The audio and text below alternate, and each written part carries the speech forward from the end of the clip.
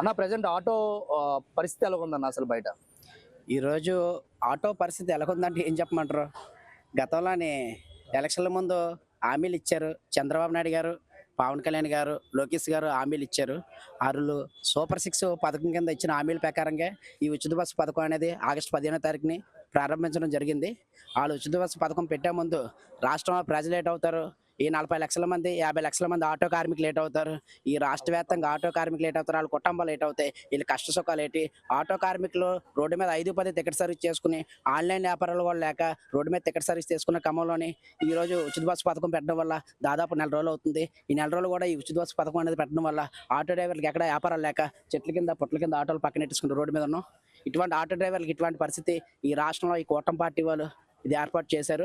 Auto కార్మికులు ఏం పాపం చేశారని చెప్పి మీకు ఓటేయడమా మేము చేసిన పాపమా అని మేము ఈరోజు అడుగుతున్నాం. మేము చాలా బాధగా, చాలా ఇబ్బందులుగా, మా ఇంట్లో కుటుంబాలతో సహా చాలా ఇబ్బందులు పడుతూ, తిన్నాను కూడా చాలా ఇబ్బంది పడుతూ ఈరోజు మా సమస్యలు ఎవరి దృష్టికి తీసుకెళ్ళాలి, ఎవరు కూడా మమ్మల్ని పట్టించుకోకపోతే మేము ఎవరి దగ్గరికి వెళ్ళి మా దృష్టి నియోజకవర్గం ఎమ్మెల్యే పట్టించుకుపోయి, వార్డులో కార్పొరేటర్ పట్టించుకుపోయి, అధికారులు పరిపాలిస్తున్న పవన్ కళ్యాణ్ కానీ, ఈ చంద్రబాబు నాయుడు గారు కానీ, లోకేష్ గారు కానీ ఎవరు కూడా మా సమస్యల మీద రాష్ట్రంలో చాలా దిక్కల ప్రతి జిల్లాల వారుగా కూడా ర్యాలీలు పెట్టాము, బంధులు చేసాం, నిరాదీక్షలు చేసాం. ఎన్ని చేసినా సరే నిమ్మకి నీరెత్తినట్టుగా అధికారులు ఎవరు కూడా మమ్మల్ని పట్టించుకున్న పాపాన్ని పోలేదు. దీనికి ఖచ్చితంగా సరైన పాఠం కానీ గుణపాఠం కానీ వీళ్ళకి రాష్ట్రంలో పరిపాలనిస్తున్న కూటమి పార్టీ వాళ్ళకి, ఈ ఆటో కార్మికులకి ఇటువంటి ఇబ్బందులు కల్పించినందుకు రాష్ట్రంలో చాలా ఇబ్బందులు అవుతున్నారు అందరూ కూడా. దీని మీద మటుకి సరైన నిర్ణయం తీసుకుని ఈ ఉచిత బస్సు పథకం అనేది కానీ క్యాన్సిల్ చేయకపోతే మటుకి రాష్ట్రంలో చాలా ఇబ్బందులు ఆటో కార్మికులు పడ్డమే కాదు, రాష్ట్రంలోనే మ్యానుఫ్యాక్చరింగ్ తయారైన కాడ నుంచి, షోరూమ్ రిలీజుల కాడ నుంచి, ఆటో స్పేర్స్ కాడ నుంచి, టైర్లు తయారు చేసిన, టాప్ సీట్లు తయారు చేసిన, టెంకరింగ్ వర్క్ చేసిన వాళ్ళు, ఇలా రాష్ట్ర వ్యాప్తంగా చూసుకుంటే 40 లక్షల మంది పొట్ట కొట్టిన పార్టీ ఈ కూటమి పార్టీ అవుతుందని చెప్పి ఈ సభాముఖంగా మనం చేసుకుంటున్నాం. సరేనండి, ఇప్పుడు మీరు ఆటోలో ఇప్పుడు టికెట్ సర్వీస్ లేదంటున్నారు కదా, అయితే మిగిలిన బేరాలు అయితే ఉన్నాయి కదా, అంటే బయట మీరు సందులో నాట్లో బస్సులు లేని ప్రాంతాలు కూడా ఉన్నాయి. సో అక్కడ మీకు బేరాలు అంటూ ఉన్నాయి కదా, దాని గురించి ఏమన్నా? ఎక్కడ కూడా ఈరోజు వ్యాపారం అనేది లేదు సార్. దాదాపుగా ఆల్రెడీ ఆటో ఫీల్డ్ అంతమైపోయిన పరిస్థితుల్లో మేము ఉన్నాం సార్. ఎందుకంటే ఆల్రెడీ 4-5 సంవత్సరాలు పెట్టి 3 సంవత్సరాలు పెట్టి కరోనా కానీ ఎవరికి ఆటోలకు వ్యాపారం లేక 10,000 11,000 జూలు కొట్టుకోలేక, ఇంట్లో పిల్లలు చదివించుకోలేక, 5,000-6,000 రూపాయలు ఇంటి కట్టుకోలేక, ఇంటి మెయింటెనెన్స్ చూసుకోక, నిత్యావసర సరుకులు రేట్లు పెరిగిపోయి రాష్ట్రంలో ప్రజలు ఇంత ఇబ్బందులు పడుతున్నా సరే ఏ రోజు కూడా అధికారులు మేము నిలదీసి మాకు ఇంత ఇబ్బందులు ఉన్నా మేము చేయని మేము అడగలేదు. మా కాలు కష్టం మీద, మా చేయి కష్టం మీద మేము నాచుకున్న ఫీల్డ్ ఈ ఆటో ఫీల్డ్ 2004 నుంచి ఈ రోజు 2025 వరకు కూడా దాదాపు 19 సంవత్సరాలు పూర్తి చేసుకుని 20 సంవత్సరాలు ఈ ఆటో ఫీల్డ్ ఉన్నాను.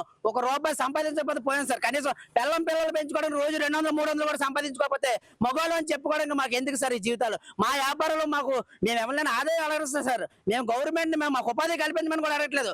మేము చేసుకున్న పనిలోనే తలదూర్చుకుని ఇటువంటి రాష్ట్రంలో లేనిపోయిన పథకాలు పెట్టి ప్రజల మీద లేనిపోయిన ఇబ్బందులు పెట్టి రాష్ట్రంలో చేయలేపోయిన ఇబ్బందులకి, ఈ ఇబ్బందుల కారణంగా రాష్ట్రం చాలా పరిస్థితి చాలా ఇస్మంగా మారిపోద్ది. రాబోయే రోజుల్లోనే ఆటో డ్రైవర్లు పూర్తి రోడ్డు మీద పడిపోతారు. రాబోయే రోజుల్లో ఈ 2 సంవత్సరాల్లోనే అధికారులు ఖచ్చితంగా సరైన నిర్ణయాలు తీసుకొని దీని మీద సరిగా ఆలోచన చేయకపోతే మట్టుకి రాష్ట్రంలో చాలా పరిస్థితులు దారుణంగా తయారవుతాయి. అవి ఏ రకంగా దారుణంగా తయారవుతాయని మేము చెప్పాకంట ఆ అధికారులు అందరూ కూడా ఇప్పటికప్పుడు సోషల్ మీడియాలో చూస్తున్నారు కాబట్టి రాష్ట్రంలో ఏడు జరుగుతుంది, జిల్లాల వారికి ఏడు జరుగుతుంది, ప్రజలు ఎంత ఇబ్బంది పడుతున్నారు, మహిళలు కూడా ఇబ్బంది పడుతున్నారు, టైంకి డ్యూటీలకు వెళ్ళిపోతున్నారు, టైంకి కాలేజీలకు వెళ్ళిపోతున్నారు, టైంకి పనికి వెళ్ళిపోతున్నారు. 10,000 షాపులో శాలరీ ఇచ్చాడు కూడా 9:30 డ్యూటీ ఎక్కపోతాడు ఒప్పుకోడు వాడరు. 10 గంటలకు ఎందుకు వచ్చా, అరగంట లేట్కి వచ్చి ఇంటికి వెళ్ళిపోతారు. ఈ రోజు అటువంటి పరిస్థితులు ఎదురవుతున్నాయి. ఎందుకంటే ఎవరైనా సరే లేడీస్ కి పథకం పెట్టడం మంచిదే సార్, కాదని అంటలేదు. లేడీస్ కి పథకం పెట్టే ముందు రాష్ట్రంలో ఈ ఆటో కార్మికులు ఏటవుతారు, వాళ్ళు నమ్ముకున్న ఫ్యామిలీ ఏటవుతాయి, కుటుంబాలు ఏటవుతాయి. రాష్ట్రంలో రోడ్డు మీద తిరిగి ఆటో కార్మికుడికి ఇబ్బంది పడితే రాష్ట్రం ఏటైపోద్ది. రాష్ట్రంలో అన్ని రేట్లు పెరిగిపోయి, నిత్యావసరాలు అన్ని రేట్లు పెరిగిపోతాయి. రాష్ట్రంలో ఎవరు ఎలా బతుకుతారు? మీకు అంత ప్రజలకి సాయం చేయాలి, ప్రజలకి ఏదో ఉపాధి కల్పించాలనుకుంటే మీకున్న ఆస్తిపాస్తుల నుంచి ప్రజలకు ఖర్చు పెట్టండి, డెవలప్ చేయండి, లేదా సాధ్యం తగ్గించండి. అంటే తప్ప ఉచిత పథకాలు పెట్టడం వల్ల రాష్ట్రం నాశనం అయిపోవడం తప్ప ఇంకేం లేదు. ఈ ఉచిత బస్సు పథకం అనేది రాష్ట్రంలో చాలా తప్పుడు పథకం. అది ఎక్కడ చెప్పమన్నా ఏ ప్లేస్ లో చెప్పమన్నా సరే ఎక్కడికైనా చెప్పడం రెడీగా ఉన్నాం. మాకు వ్యాపారం లేకుండా మా బాధని ఈ రకంగా తెలియజేసుకుని ఈ రోజు ఆటోలన్నీ కూడా ఇలాగా ఎలా పార్కింగ్ పెట్టుకుని చెట్ల కింద పొట్ల కింద కూర్చొని చూడండి, మా పరిస్థితి అర్థం చేసుకోండి అని చెప్పేసి ఈ సభాముఖంగా మనం చేసుకుంటున్నాం. ఓకే, ఇప్పుడు ఈ ఉచిత బస్సు పథకం పెట్టడం వల్ల ఏంటంటే విద్యార్థులకి అయితే బాగా ఉపయోగపడుతుందని అంటున్నారండి. విద్యార్థులకి ఉపయోగపడుతుందని అనుకుంటున్నారు సార్. విద్యార్థులకి ఉపయోగం ఎలా పడుతుంది sir? Front ladies, back side gents ఇలా యాంగింగ్ చేస్తున్నారు, యాంగింగ్ చేసుకుని వెళ్తున్నారు. ఒక బోల్ట్ మీద ఆ పైప్ ఉంటుంది సార్, ఆ పైప్ ఆ బోల్ట్ కానీ ఊడిపోయి ఆ విద్యార్థి పడిపోయి కాలో చెయ్య మనిషే పోతే దానికి బాధ్యత ఎవరు వహిస్తారు? అధికారులు ఉన్న చంద్రబాబు నాయుడు గారు వహిస్తారా, లేదా అంత పవన్ కళ్యాణ్ ఎగిరారు కదా పవన్ కళ్యాణ్ గారు వహిస్తారా, లేదా లోకేష్ గారు వహిస్తారా? చెప్పండి. విద్యార్థులకి ఏమైనా జరిగితే రెస్పాన్సిబిలిటీ ఎవరు? చెప్పండి ఒకసారి, మీరే ఆలోచించండి ఒకసారి. ఓకే. మీరు చెప్పారు బాగా ఉంది, పథకం అందరికి ఉపయోగపడుతుందని.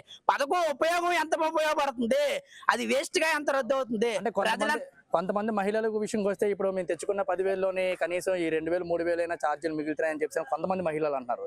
దాని గురించి మరి మీరే కొంతమంది మహిళలు చెప్తున్నారు సార్, అది 20% మాత్రం సక్సెస్ఫుల్ అవుతుంది సార్. ఏదో అత్యవసరం డ్యూటీకి వెళ్ళాలో దాని గురించి వెయిట్ చేసిన వాళ్ళు కొంతమంది ఉంటే, టైం వృధాగా పనికి రాకుండా వేస్ట్ గా అటు నుంచి అటు టైం పాస్ కోసం తిరిగిన వాళ్ళు ఎక్కువ మంది ఉన్నారు సార్.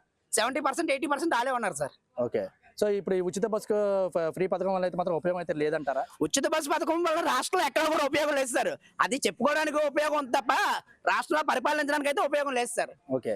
ఓకే. ఒక ఆటో డ్రైవర్ గా మీకైతే ఏం కావాలి, అంటే సీఎం నుంచి మీరు ఏం కోరుకుంటున్నారు? సీఎం నుంచి మాకు ఆస్తులు అంతా అసలు ఏం అవసరం లేదు సార్. మా మార్గాన్ని మేము రోడ్డు మీద బతుకుతున్నాం. మమ్మల్ని శుభ్రంగా రోడ్డు మీద టికెట్ సరి చేసుకుంటూ బతికేలాగా ఈ ఉచిత బస్సు పథకం అనేది తీసేసి మాకు వాహన మిత్ర ఏదో వేస్తానన్నారు 15,000. ఆ 15,000 వేస్తే రికార్డులు చేసుకుంటూ మా మటుకి మా పోషాకారం ఏదో మేము బతుకుతున్నాం. లేదా మీరేమైనా మాకు ఈ మా బాధలు ఇన్ని నిజంగా మీకు ఏదైనా చెయ్యాలి, రాష్ట్రంలో ప్రజలకి మాకు అవకాశం ఇవ్వగా ఇచ్చేటప్పుడు మేము ప్రజలకు ఏమైనా చేయాలి, ఆటో కార్మికులకి ఏమైనా చేయాలనుకుంటే మీరు ఉచిత బస్సు పథకాలు ఎలా పెట్టారో మా ఆటోలు కూడా రాష్ట్రంలో ఎన్ని ఆటోలు ఉన్నాయి అన్ని ఆటోలు కూడా మీకు ఇచ్చేస్తాం. అన్ని ఆటోలు మీరు తీసుకుని నెలకు ఒక 20,000 రూపాయలు ఇచ్చి మాకు జీతం.